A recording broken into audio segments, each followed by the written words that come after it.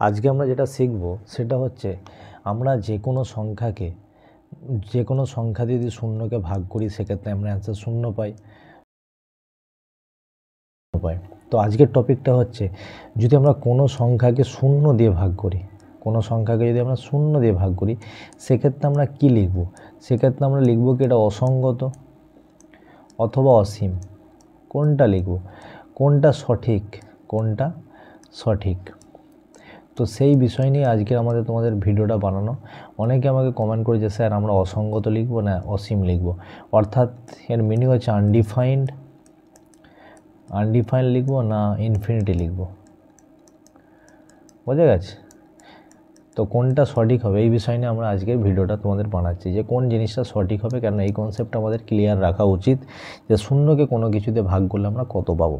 দেখো, এক্ষেত্রে আমরা একটা নর্মাল ভাগের কনসেপ্ট নিচ্ছি। নর্মাল কিসের কনসেপ্ট নেব? ভাগের কনসেপ্ট। যে সে ভাগেতে কি হয়, দেখো, যদি আমরা এদিক থেকে শুরু করি, আমরা যদি কোনো জিনিসকে ধরুন 1কে 1 দিয়ে আমরা যদি ভাগ করতে পারি, 1কে 1 দিয়ে ভাগ করলে আমাদের কত হবে? অ্যান্সার 1। যদি আমরা আরও ছোটো জিনিস দিয়ে ভাগ করি, 0.1 দিয়ে যদি ভাগ করি, সেক্ষেত্রে আমাদের কত অ্যান্সার পাবো? সেক্ষেত্রে আমরা অ্যান্সার পেয়ে যাব 10 অ্যান্সার পেয়ে যাব। কত অ্যান্সার পাবো? অ্যান্সার পাবো 10। যদি আমরা আরও ছোটো সংখ্যা দিয়ে ভাগ করি, 0.01, অর্থাৎ নিচেরটাকে আমি টেন্স টু 0-র দিকে নিয়ে যাচ্ছি, যে নিচের যে সংখ্যাটাকে 0-র দিকে নিয়ে যাচ্ছি, তাহলে এখানতে অ্যান্সার পাবো আমরা কত? 100। দেখো, এই যে 0.00000000001, অর্থাৎ এইটাকে আমরা টেন্স, মানে এটা পুরো প্রায় শূন্যর যদি কাছাকাছি নিয়ে যেতে পারি, আমরা এই যে সংখ্যাটাকে শূন্যর যদি কাছাকাছি নিয়ে যেতে পারি, তাহলে আমরা এখান থেকে অ্যান্সারটা পেয়ে যাবো, কনক্লুশনটা। দেখো, যদি আরও আমরা ছোটো সংখ্যা দিয়ে যদি ভাগ করি 0.001, তাহলে সেক্ষেত্রে আমরা পেয়ে যাব 1000।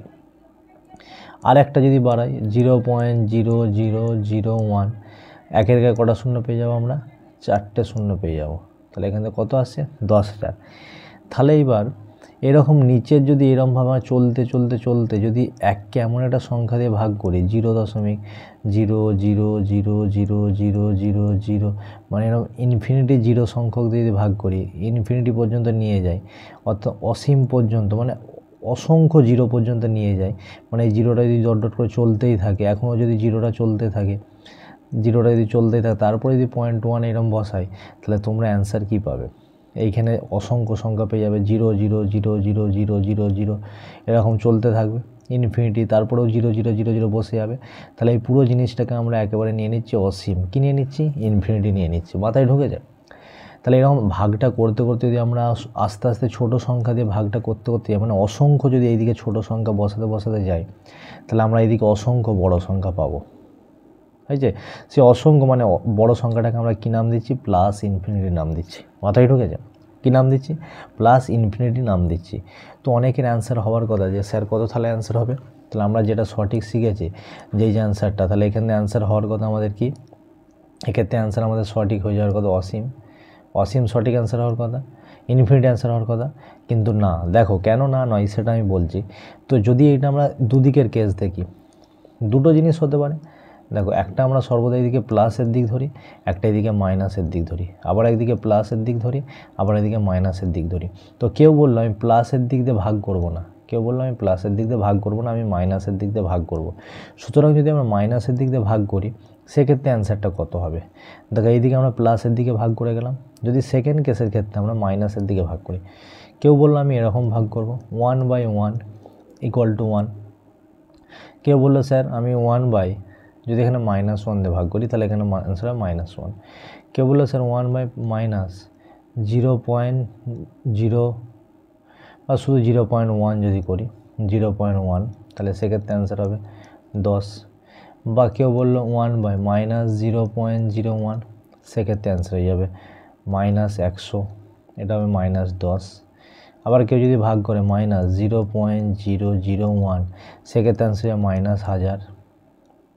বা কেউ ভাগ করলো এরকম -0.301, তাহলে সেখানে অ্যান্সার হবে -10,000। তাহলে এরকমভাবে যদি চলতে আমরা নিয়ে যাই,